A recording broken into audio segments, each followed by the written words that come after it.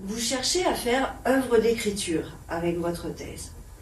Et là, comme il arrive dans la vie que certaines phrases fassent écho en nous, cette phrase m'a tout d'un coup a rouvert la possibilité de l'écriture en moi, que j'avais verrouillée depuis la classe de première, en fait. Je m'étais interdit d'écrire. En fait, depuis toute petite, je voulais devenir écrivain. Voilà ce que je notais sur la fiche à l'école. Quand on me demandait ce que vous voulez faire comme métier plus tard, je voulais pas être vétérinaire ni pompier. Je voulais être écrivain et pas écrivaine à l'époque. Et parce que ça n'existait pas. On n'avait pas le droit d'être une femme écrivaine.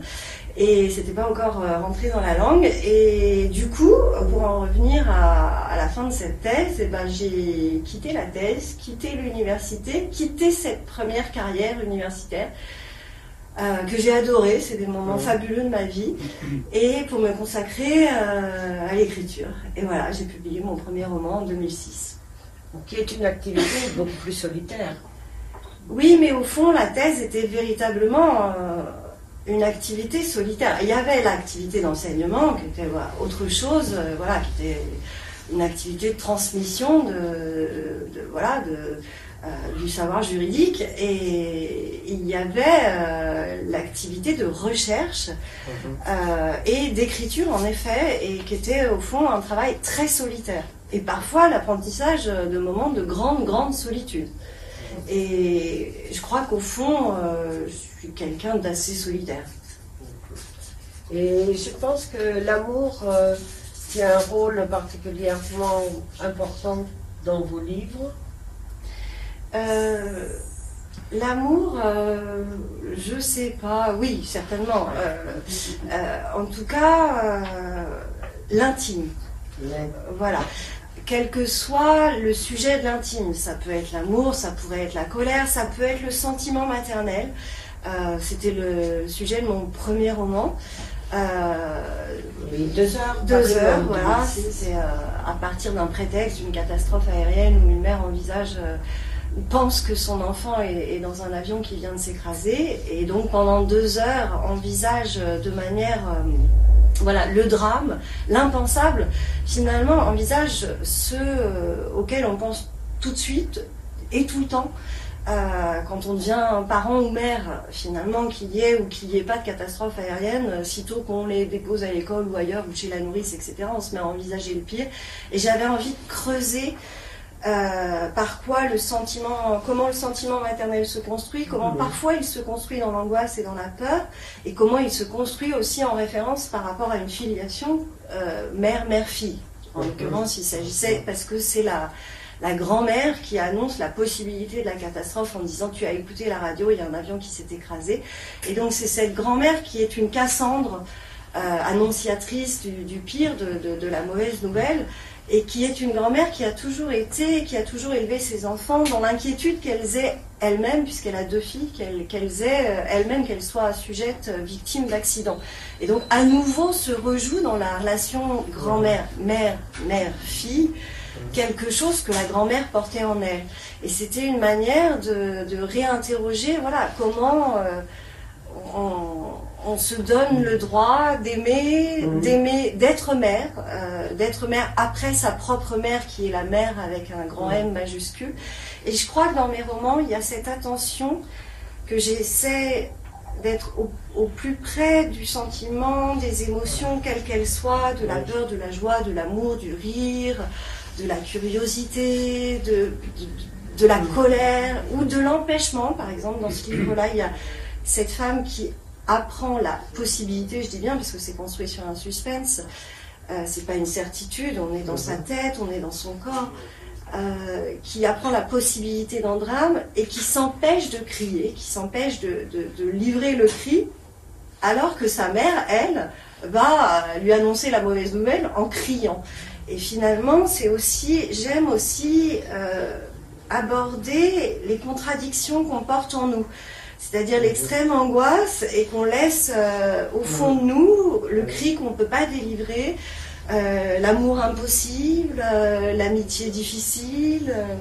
Je dirais même parler de quelque chose qui est tellement caché, je trouve, à notre époque, ce sont les sentiments. De travailler étape par étape le sentiment fait que nous sommes des êtres de sentiments, mais en réalité, à une époque de l'altérité, où hommes-femmes sont pareils, où on cache un petit peu, on s'interdit, je dirais, peut-être de se livrer à des pensées romantiques et romanesques, parfois. Tu décortiques beaucoup, tu t'intéresses à quelque chose que justement on refoule. Oui. Alors pourquoi? Parce que, en fait, d'abord par volonté assumée d'aller vers une écriture vraie, au plus près de la vie des sentiments et de la vie du corps également. Je ne fais pas la différence du point de vue de l'écriture, entre le sentiment et le corps. Je dirais que si je devais me revendiquer d'un écrivain, je serais du côté du Annie Ernaux. Je trouve que l'intime a cette... Elle a ouvert un chemin exploité de manière avec ce qu'elle appelle l'écriture plate, l'écriture vraie, le chemin de l'intime. Et je trouve ça très intéressant parce que je trouve que la société et notre éducation, qu'on a été formé pour ne pas montrer dans une certaine forme d'éducation sinon bourgeoise, en tout cas d'apprentissage de la pudeur, de ne pas montrer nos sentiments, de ne pas montrer nos faiblesses, nos vulnérabilités. Et je trouve qu'en réalité, les montrer, apprendre à vivre avec, apprendre à se connaître, à connaître l'autre, à aller vers l'autre et à aller vers soi, je trouve que c'est un chemin. C'est parfois un chemin difficile, quelles que soient les générations. Bien sûr, la génération d'Annie Ernaux, c'est un chemin encore plus difficile parce que se rajoute à ça une couche sociale en plus, qu'il y a un cheminement qui nous emmène vers la connaissance de soi, qui, à mon sens, est important de dévoiler. Et pour moi, l'écriture est une tentative de dévoilement de ce chemin de l'intime qui est, pour moi, le contraire de la faiblesse, qui est une force en réalité. Je trouve que... Paradoxalement, c'est-à-dire que je trouve que on nous apprend qu'il ne faut pas montrer. En réalité, je crois fondamentalement qu'on a peur de se regarder, qu'on nous a appris à ne pas nous regarder, qu'on a appris à cacher des sentiments, mais que finalement, ce dévoilement nous emmène vers plus de liberté, et que cette liberté est porteuse de force. Plus de liberté et plus de connaissance. Pas une liberté sans... Enfin, je veux dire, il y a véritablement, je crois, c'est vraiment un chemin d'adulte, d'émancipation. D'émancipation, voilà. D'émancipation, quand on pense à ce dernier livre, je vous présente Douce, donc je voulais vous le montrer, dans lequel finalement tu t'interroges sur, tu évoques un amour très, très fort, Oui. Et en même temps, c'est une passion. Oui. Quand on pense passion, on pense à Racine. Oui. Oui. Et on pense à tragique. Oui. Oui. Et dans ton livre, donc. Alors, il y a plusieurs choses. On pense évidemment à tragique. Je crois que cette sorte d'amour alors c'est pareil, ça procède de l'éducation, que dans l'art ou dans la littérature, on a toujours envisagé l'amour du côté du tragique. Que ce soit dans la peinture, que ce soit dans la musique, que ce soit dans la littérature, qu'on est bercé, nourri et éduqué au vivant, si je puis m'exprimer ainsi, par cette littérature courtoise, cette littérature chevaleresque. On va de Tristan et Iseult à Virginie et Abélard, à Roméo et Juliette, d'amour empêché, d'amour impossible, d'amour chevaleresque au sens où il y a une position de la femme, une position de l'homme tout à fait cantonnée, et chacun est dans son rôle. Oui. C'est-à-dire que la femme dans l'amour chevaleresque en tout cas. Et dans sa tour d'ivoire, le chevalier part à la guerre et revient délivrer la princesse dans son donjon. Par ailleurs, on est dans toutes ces histoires-là sur des histoires d'amour impossibles. On est sur des histoires d'amour passionnel. Et on est donc sur des histoires d'amour transgressives, c'est-à-dire qu'à partir du moment où l'homme et la femme tombent en amour, tombent amoureux, ils s'extraient du monde social, ils s'extraient de la communauté qui ne peut plus les comprendre. En fait, leur amour, on est sur l'unicité de l'amour, on n'est pas sur un amour apaisé, un amour de la construction. Je crois qu'en espagnol, et comme dans d'autres langues, il y a plusieurs termes pour dire l'amour, contrairement au français.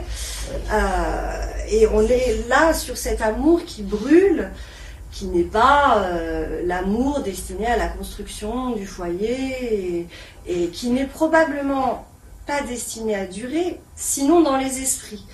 Et il est destiné à durer de manière tragique, au sens où il est destiné à hanter. On rejoint là à nouveau cette littérature des Hauts de Hurlevent, finalement. Quel que soit ce qui va se passer dans la réalité, finalement, les amoureux s'extraient du monde contingent. L'amour les extrait du monde contingent.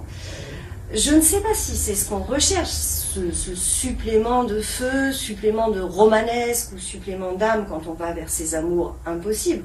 Mais en tout cas, ces amours-là nous extraient de la contingence, du quotidien, alors bon, du quotidien d'hommes, de femmes, du boulot, des enfants, de la cuisine, etc., ou de la famille, de la religion, du construit social. Il y a cet aspect tout à fait transgressif. Et je voulais réinterroger la place de comment la littérature aussi a construit une conception de l'amour chez nous, et comment, en quelque sorte, il s'agit d'une mythologie. On est sous l'égide de la mythologie amoureuse, qui là, en l'occurrence, mythologie romanesque, dont on ne s'arrache pas finalement. Et c'est le cas de ce personnage féminin qui a beau être éduqué, plutôt féministe, avoir des idées plutôt féministes, libertaires, qui ne pensait pas que ça pourrait lui arriver, et finalement elle tombe dans le piège de cet amour impossible, probablement parce qu'il est impossible, et elle rentre directement dans cet amour narcissique, cet amour qui est de l'ordre du mythe. Oui, et cet amour avec un grand A, qui est plus dans l'imaginaire, dans ce qu'on se fabrique. Être amoureux, c'est un état spécial dans la vie. Oui. On est beau quand on est amoureux. C'est vrai, ça nous transforme et on a envie d'être amoureux parce que c'est ce qui nous donne une certaine valeur à notre vie. Oui. Alors, l'un comme l'autre, il y a un décalage. Votre personnage masculin a un rôle assez quand même typé, puisqu'il c'est lui le destructeur.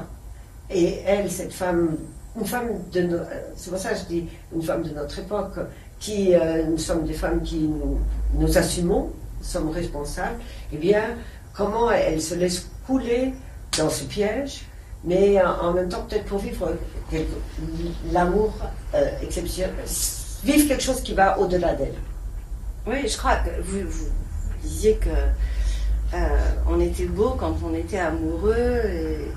Alors, je ne sais pas si on est beau, mais on a l'impression d'avoir un surplus d'existence, que tout d'un coup la vie acquiert un sens supplémentaire. Je ne suis pas sûre que ce soit le sens de la vie, mais en tout cas d'avoir potentiel. Ça potentiel. D'accord.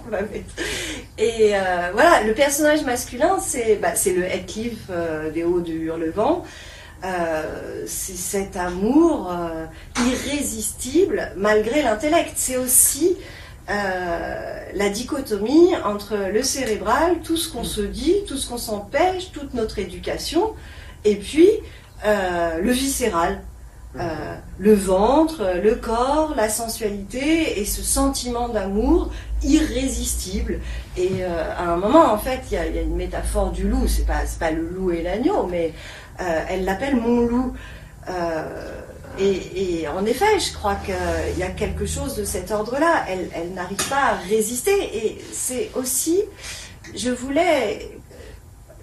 bien jouer sur les contradictions, parce que je pense que la littérature est là, en fait, que l'art, enfin pas si tant est que je produise de la littérature ou de l'art, mais est à cet endroit-là où ça écorche, où ça interroge, où ça fait distorsion, où ça fait doute, et que, en l'occurrence, quand je dis être libre de Haut le vent ou le loup, en fait, dans la passion, c'est ce que disait Anne Dufourmentel, cette regrettée philosophe et psychanalyste et écrivaine formidable. Il y a cet aspect, c'est la passion au sens du verbe pâtir. Il y a cet aspect, voilà, on porte tous en nous une part de nuit, une part de mort, avec lequel peu ou prou on est plus ou moins à l'équilibre.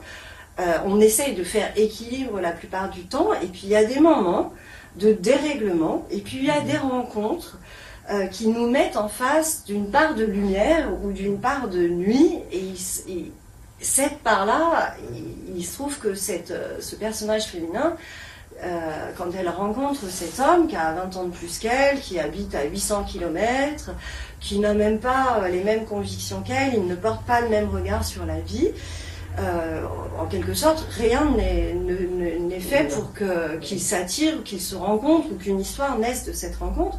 Et puis ça va durer 8 ans tout de même, c'est pas rien, quoi. C'est pas une histoire d'une semaine, ou c'est pas les passantes, c'est pas un regard dans une rue. Voilà, c'est pas furtif, c'est vraiment quelque chose qui va durer, la hanter et les hanter, en réalité, tous les deux.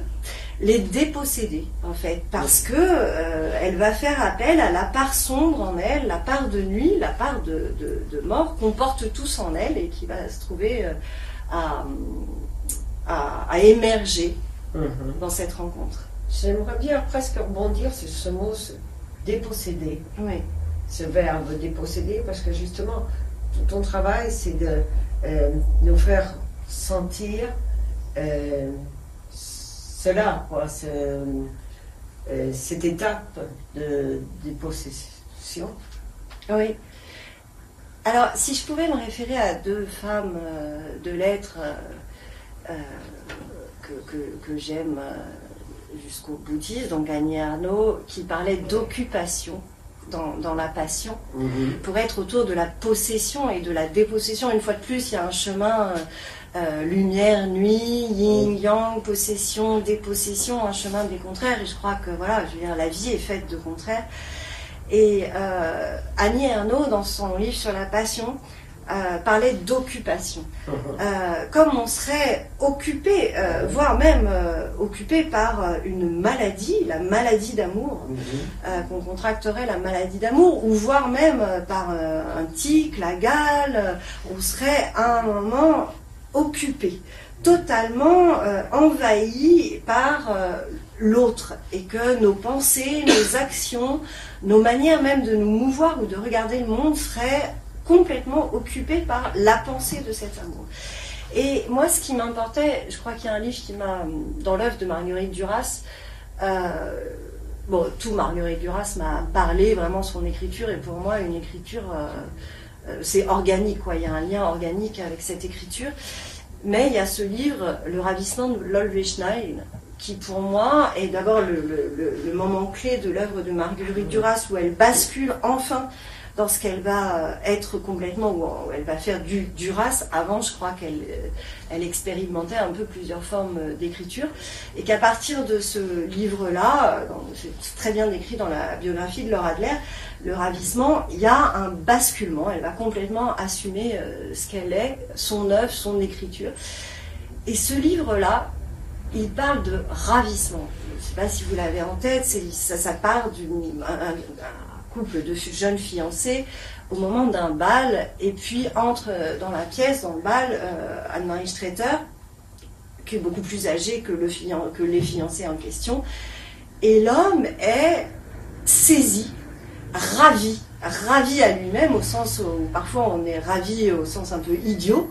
Il est figé, et à la fin, il danse avec cette femme plus âgée, et puis il s'en va avec elle, et sa fiancée assiste, ravie elle-même, ravie à elle-même, à cette scène de bal, de danse, où elle se fait rapter, son fiancé, mais finalement, elle se fait rapter, déposséder elle-même. Elle-même est ravie, et dans sa vie, ensuite, elle va être mariée, quitter la ville, elle a une vingtaine d'années quand se produit cette scène, et elle reviendra toujours à cette scène inaugurale, à cette scène originelle, qui est le terreau de la folie, du ravissement.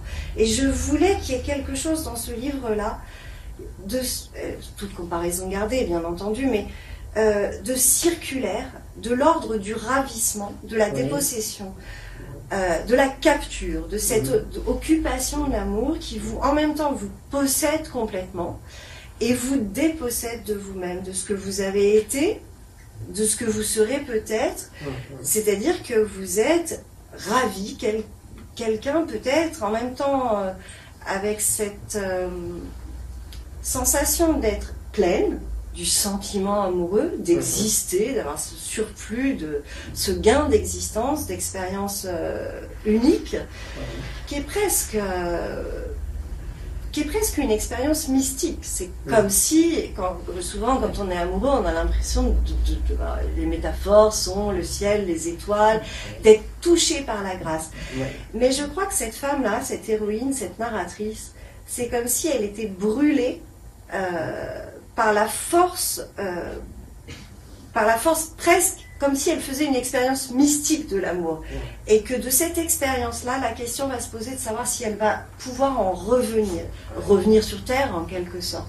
Et oui, je voulais qu'on soit dans cette circularité, dans ce nœud de l'amour, et qu'on fasse avec elle ce chemin de la brûlure, avec une grande lucidité, parce qu'elle regarde tout ça avec une grande lucidité, elle sait ce qui lui arrive, simplement elle n'arrive pas à agir contre, et qu'on fasse ce chemin de l'émancipation aussi.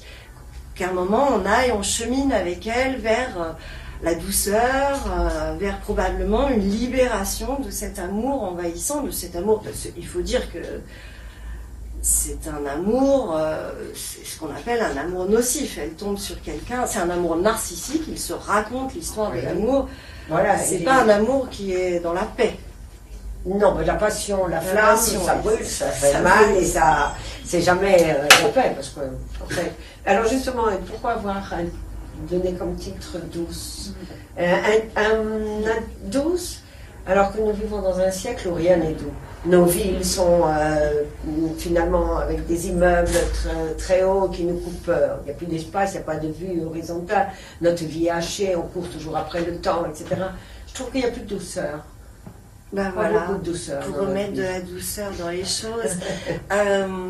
Douce, c'est le surnom que l'homme, le loup, donne à cette femme en raison de sa peau douce. Voilà, alors il pourrait l'appeler autrement, je sais pas quoi, c'est honeymoon, chérie, bon, voilà, il l'appelle douce. C'est un mot d'amour.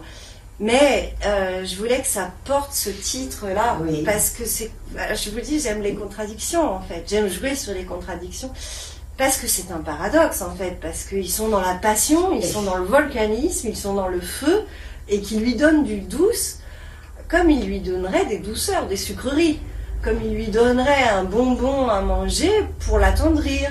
Ouais. C'est aussi la suavité du mot d'amour, la suavité de la langue. C'est une manière de l'endormir, cette douceur. Il lui donne beaucoup de mots, en fait. Il lui donne, c'est cette femme qui est pour lui l'amour absolu, l'amour unique, il n'a jamais aimé autant. Il est beaucoup dans les mots.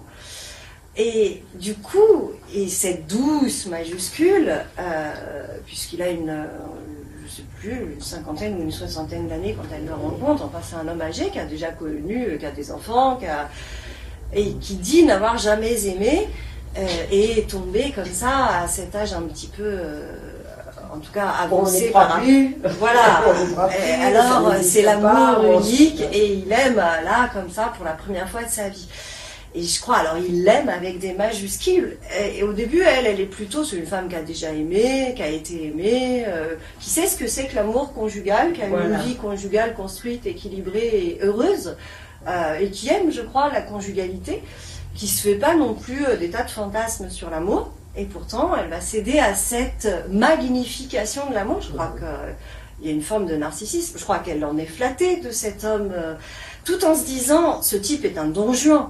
Et je veux dire, elle a lu Don Juan, on lui fait pas le coup de je suis pas Elvire, la combientième c'est un homme à femme, et je serai pas cette femme qui va sauver un homme de l'amour. Personne ne sauve personne, et tout ça. Et en fait, c'est ce que j'essayais de vous dire au commencement. En fait, c'est une fois de plus la différence entre ce qu'elle pense et ce qu'elle vit. Parce qu'avec une grande lucidité, je veux dire, elle analyse la situation très bien. Je veux dire, ce type est un Don Juan, il a eu des tas de femmes, c'est un séducteur, il est beau, probablement c'est un genre de... voilà, ce qu'on appellerait... admettons que ce soit un vieux, on dirait un vieux beau, un bellâtre, dirait ma mère, ou un Don Juan, quoi, un séducteur, voilà, irrésistible et qui a beaucoup de foi en ses charmes et qui fait en ses charmes physiques et également dans son esprit. Je crois c'est un homme très qui joue aussi beaucoup sur les mots, sur l'esprit, sur l'intellect. C'est une relation au début plus intellectuelle que sensuelle. Et néanmoins, pour revenir à cette grande lucidité de cette femme, voilà, qui a des lettres, qui connaît son Don Juan, qui connaît son Molière, elle va plonger comme une bleue, si je peux m'exprimer ainsi, comme une jeune fille, quoi, touchée par finalement ce qu'elle veut croire, ce qu'elle veut croire, ce qu'ils veulent croire en fait, ce qu'ils se racontent, le beau roman de l'amour. Je crois que c'est un roman sur le personnage principal de ce livre-là, c'est l'amour. C'est l'amour, et c'est aussi un livre sur les mots, au sens où, sur le pouvoir des mots, sur ce qu'ils nous font faire, ils se racontent l'amour plus qu'ils ne le vivent, et c'est un livre sur tout ça, sur les livres, sur la poésie, sur le romanesque de l'amour, sur la mythologie, sur les mythes qui nous enferment et qui nous grandissent. C'est aussi un livre qui voulait interroger le statut des mots. Et tu veux lire un petit peu par là? Tu veux lire? Ah, volontiers, bien si sûr, vous voulez. un passage. On a presque envie d'écouter. Oui. N'est-ce pas? Et de les lire.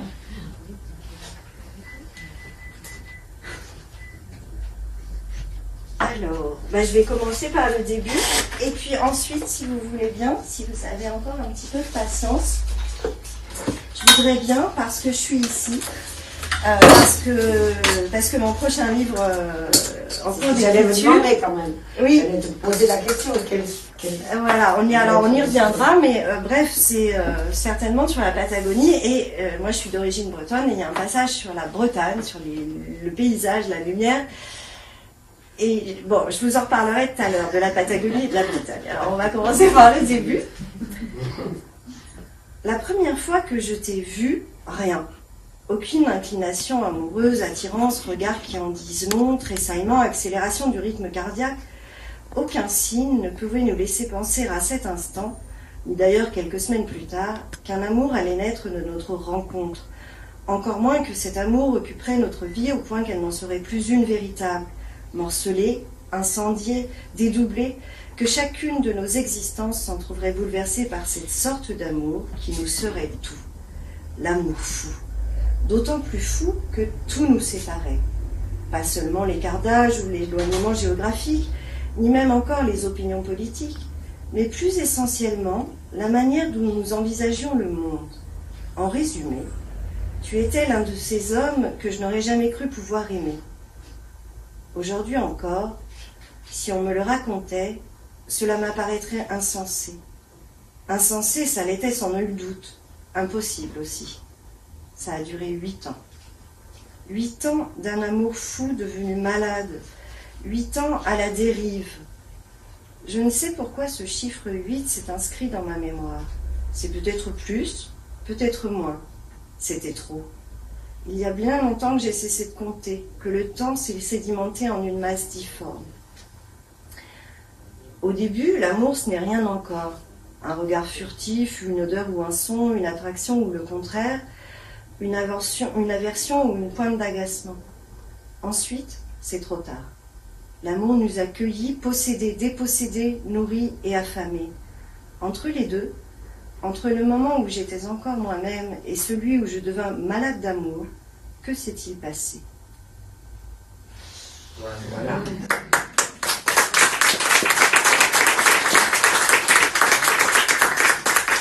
Un autre passage? Oui, oui, oui. Alors, je vais essayer de trouver la Bretagne. Parce que c'est moins dramatique, d'abord.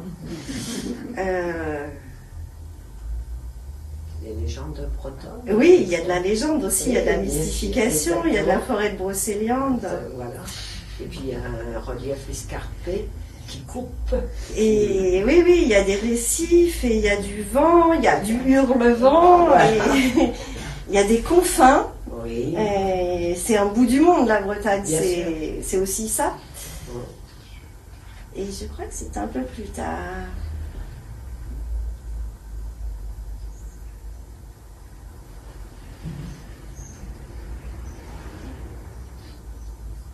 Tadadam, tadadam, suspense. Voilà. Enfin arriva le moment que j'attendais tant où je pus te conduire en Bretagne. C'était au printemps, le 3e depuis que nous avions fait connaissance. Peut-être était-ce le 4e en réalité. Je ne crois pas, mais la chronologie exacte a peu d'importance. Ma Bretagne. Je t'entends d'ici râler comme chaque fois quand ta mère vante son boucher ou son poissonnier et moi mon brocanteur. Cette manière de s'approprier les choses comme si ça nous appartenait, ce qu'elle révèle de désir de possession, de se rassurer. Eh bien, ma Bretagne, je la revendique. Tant pis pour l'abus de langage si c'en est un. Pour moi, il fait sens. Il est né du besoin d'appartenir à quelque chose, d'être attaché, amarré. Terre, mer, de trouver un ancrage. De terre, je n'en possède aucune, ni dans le Finistère, ni dans les Côtes-d'Armor, encore moins dans le Morbihan, le pays de mon père. Aucune piole, pas un arpent, ni dans ces contrées, ni ailleurs. Pas de maison de famille, de grange, de fermette, de bicoque, de pêcheurs, de cabane, pas même une ruine que je rêverais de retaper, de lopin où faire pousser des pommes de terre et des fleurs de toutes les couleurs. Pas de rochers. Ma Bretagne, c'est l'origine. Un quart de sang breton coule dans mes veines. Combien dans mon cœur et mon esprit. Ma sœur se dit arabe, il y a la BD ici, pour être née à Carthage. Sa différence, sa nostalgie. Elle vit aujourd'hui à Beyrouth. Elle n'est jamais retournée en Tunisie. Son exil, son histoire. Je me dis bretonne pour être de nulle part, née dans une banlieue où les racines ne poussent pas. Je les cherche ailleurs, en Patagonie, je les recrée. Nos identités hybrides. On a l'origine qu'on s'invente, celle du fantasme ou du non, celle du manque. En Bretagne, je suis revenue bien des fois, au hasard des rencontres, chaque fois que l'occasion se présentait. J'en ai sillonné l'intérieur, plus souvent les côtes, les sentiers qui courent tout du long et les îles. Toujours je m'y suis ressourcée. Au bord de l'eau, d'une ria dans les terres, la présence de la mer jamais loin. Pays de confins. Certains lieux, comme les êtres, ont ce pouvoir de donner de l'énergie ou de la pomper. La Bretagne, elle me régénère. Je la respire, Goémon, Varech, Embrun. Je l'aime avec les yeux, la bouche, le nez.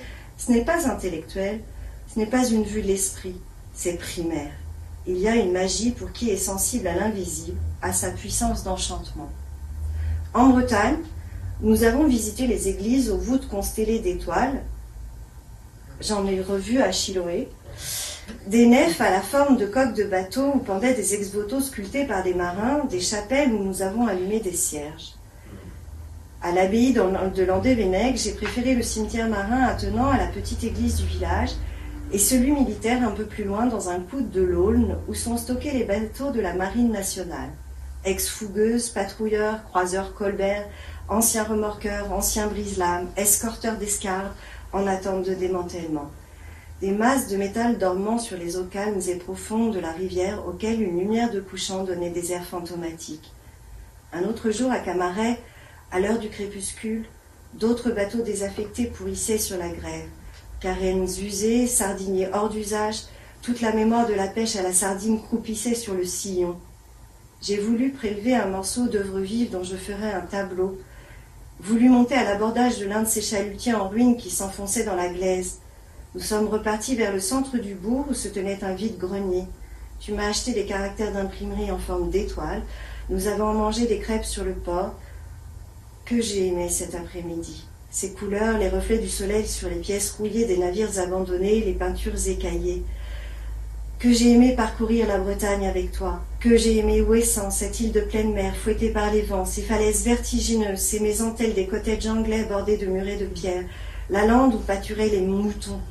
Un mélange de douceur et de rudesse, un de ces endroits où j'aurais pu m'installer pour vivre, ai-je pensé. Peut-être écrire, aimer certainement, comme on aime à l'état sauvage, puisque c'est cela aussi l'amour, revenir à l'état antérieur. À la Cornouaille où j'avais passé l'été de mes 13 ans, immergé dans la lecture des Odes de Hurlevent, parcouru de frissons grisés sur les terres hautes, je galopais à bride abattue, le visage fouetté par le vent et la pluie. Un galop qui m'emportait droit vers la pique des falaises, la mer en contrebas, une joie pure, sans entrave. À tes côtés, je retrouvais intactes ces sensations, la lumière, la puissance de ces terres des confins nourris d'océan.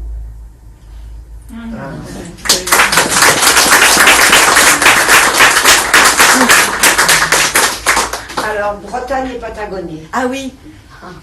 Eh ben, c'est la lumière, je crois. Je sais pas encore, en fait, parce que j'ai pas écrit le livre et il vaut mieux finalement ne pas tout savoir, parce que l'écriture, c'est aussi retourner à l'inconnu en soi, à l'organique, à la terre inconnue. Je crois que si je viens de le décider, c'est maintenant.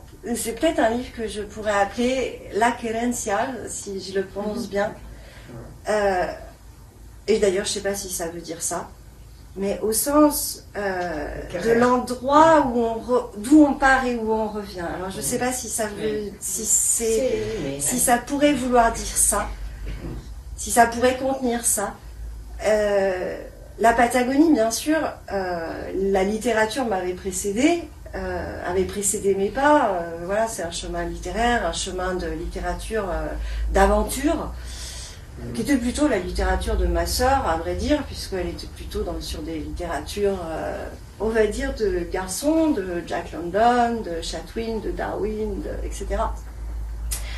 De Francisco Coloane, et d'où l'île de Chiloé que je suis allée voir il y a quelques jours.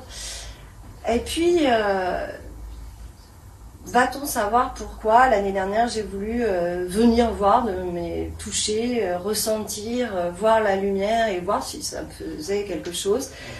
Et puis je crois que je suis tombée littéralement en amour pour cette région de confins, en effet, battue par le vent, vent violent, de contraste. Violente, d'une lumière qui rejoint cette lumière de Bretagne, d'une lumière de fer, d'une lumière de rouille, où il y a quelque chose pour moi d'organique. Voilà, ça parle au vent, ça parle à... Alors je ne sais pas si ça parle à la Bretonne que je suis, ou à la sauvage que je suis, ou à l'aventurienne, je ne sais pas à quoi ou à qui ça parle, mais ça parle. Ça fait du bruit, ça bruisse, et les mots ont finalement fait tellement de bruit que j'ai eu envie d'écrire ce roman Patagon. Voilà, donc je suis en cours d'écriture. Je ne sais pas si ça se fera, on ne sait jamais. Et si ça s'appellera La Querencia ou autre chose. Mais voilà, c'est en cours. Voilà, en tout cas, elle est très courageuse. Très courageuse. Tu parles du voyage de mes dernières années. Elle a fait un voyage en Patagonie et puis elle est restée la nuit dans une camionnette toute seule, perdue, sans rien du tout. Je dis, non, quel courage, mais seule elle. Donc même nord, sud, toujours avec le courage. Le courage ou la folie. Bon, C'est ça, parce que c'est ça que tu penses. non, bon. Qu'il n'y a que les Français pour faire des trucs pareils. Parce qu'il faut que les Français, mais en plus Mais les c'est- Françaises toutes seules, dans la Patagonie, rester comme ça toute la nuit, je dis, ah non. Moi, j'ai eu très ça, peur. Avec, Mais un petit coup de folie aussi. mais t'as eu la peur quand même. J'ai eu très peur. Ah oui. C'était il y a quelques jours, donc je ne sais pas si ça va devenir une matière à livre. Mais oui, c'est cette folie. Toute la nuit. La nuit, oui. Alors en fait, j'ai pas cherché. Non, bien sûr. Mais alors oui, j'avais fait une rando sur un glacier, et donc pendant 10 heures, là, à Torres del Paine, sur le glacier grec. Voilà, je ne sais pas si vous avez eu cette occasion, mais c'est donc un endroit absolument d'extrême, magique, où tout d'un coup, quand même, on est à l'endroit, c'est quand même la source d'eau douce de l'humanité, on est à l'endroit de l'homme et de la nature, de l'essentiel et de la vérité, et c'est des endroits, voilà, moi je vis à Paris, on est quand même coupé, on vit dans les immeubles, dans le bruit, moi, pour l'écriture, j'ai besoin de silence, et je pense que nous tous, humains, à un moment, on a aussi besoin de se retrancher du bruit de la ville, du bruit du métro, des conversations, et voilà. Donc bon, là, évidemment, c'était l'endroit du retranchement par excellence, et des millénaires, et d'être à l'origine, à l'origine, à l'endroit de l'origine, d'où tout part et tout vient, et voilà. Donc bref, ascension du glacier grec, c'était absolument formidable. Et puis, comme c'est un glacier, et qu'un glacier, il arrive que ça produise de la glace, parce qu'il y a un moment en bas du glacier, sur le bateau, pour y aller, il y a un catamaran qui vous emmène, vous savez ça mieux que moi, mais et il y a une touriste qui demande si elle peut boire l'eau du glacier. Je me dis, mais en fait, on est tellement déconnecté du monde, de la nature, de notre humanité, de notre animalité aussi, qu'il y a quand même des gens qui oublient que l'eau vient de la pluie du glacier, enfin le circuit qu'on a appris à l'école, et que donc oui, on peut boire l'eau des glaciers, parce que sinon je ne sais pas ce qu'on pourrait boire, quoi. Plus que le coca, quoi, en réalité. Bon.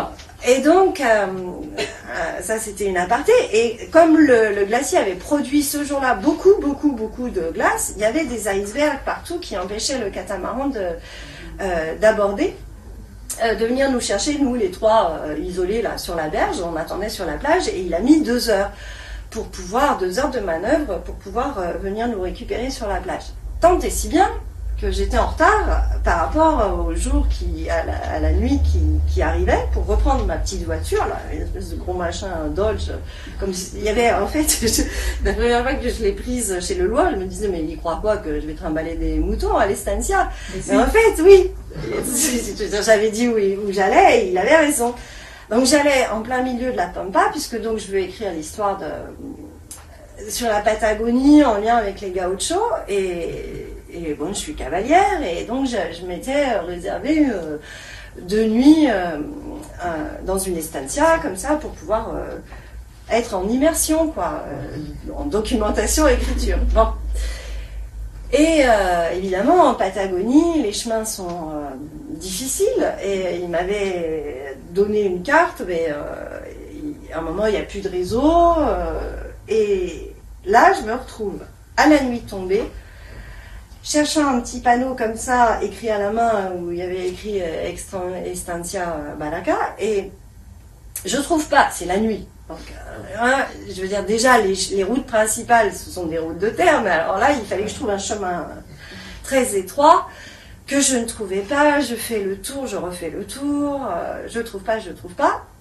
Et puis à un moment, je regarde sur le GPS qui m'avait bien indiqué de ne pas suivre, mais là, il indiquait un chemin. Je me dis, il m'a indiqué de ne pas le suivre, mais il n'y a pas d'autre chemin. Donc à un moment, je m'enquille dans ce chemin-là qu'il ne fallait surtout pas suivre. L'expérience le confirmera. Bon, je suis le chemin. On est en pleine nuit. Alors, il y a une voie lactée absolument merveilleuse, des étoiles fabuleuses. J'avoue que j'en ai pas tellement profité. J'ai pourtant eu le temps de les observer, les étoiles. Et bon, je roule. Et il fallait que je fasse une dizaine de kilomètres sur ce chemin-là. Et là, passage d'un premier gué. Bon, alors comme je suis au volant d'un truc d'un 4x4, autant que ça serve à quelque chose, le gros machin là. Et donc je passe le premier guet, pas rassuré, mais je le passe. Fière de moi, je me dis bon ben continuons. Et arrive un deuxième guet. Et là, je passe le deuxième guet, et puis je m'embourbe. Oui. Et là, 1h30 plus tard de manœuvre, de millimètre par millimètre, j'avance, je recule, avec tout ce que j'entendais mon père me parler, quoi.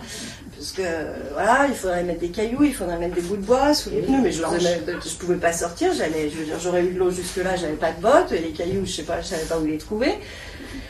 Et puis, bon, bref, j'avance, je recule, et j'arrive à sortir du guet au bout d'1h30.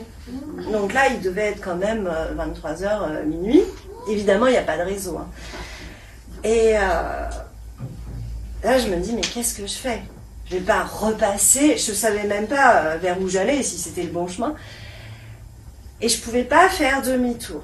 Parce que le chemin était tellement étroit qu'il aurait fallu que je passe par-dessus. Alors c'est ce qu'ont fait les paysans le lendemain finalement, mais que je passe par-dessus une sorte de colline, quoi, que j'escalade avec le 4x4, quoi. Et les phares.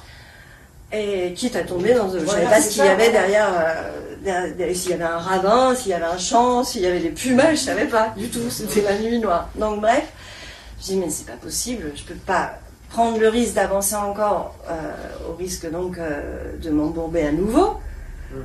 Donc qu'est-ce que je fais? Et je fais ce qu'il ne faut pas faire, je pars en marche arrière.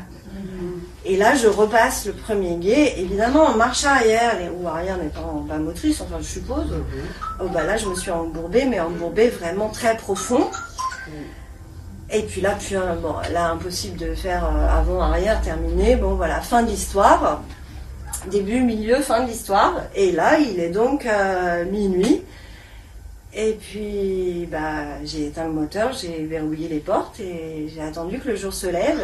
Et en espérant qu'une âme charitable, qu'un chevalier servant patagon, paysan, de bonne volonté vienne me sauver. En espérant de ne pas faire de mauvaises rencontres, en me disant que je raconterai jamais ça à ma fille.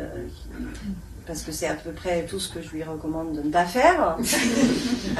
Voilà, et en me disant surtout, alors j'avais peur des pumas, je savais qu'il fallait pas mettre le chauffage parce que sinon j'allais mourir asphyxiée. Donc j'ai pas osé mettre le chauffage, j'ai grelotté, la voiture était immergée quand même jusqu'à... Il y avait 1 mètre d'eau, quoi. Dans l'eau, il y avait un vent patagon.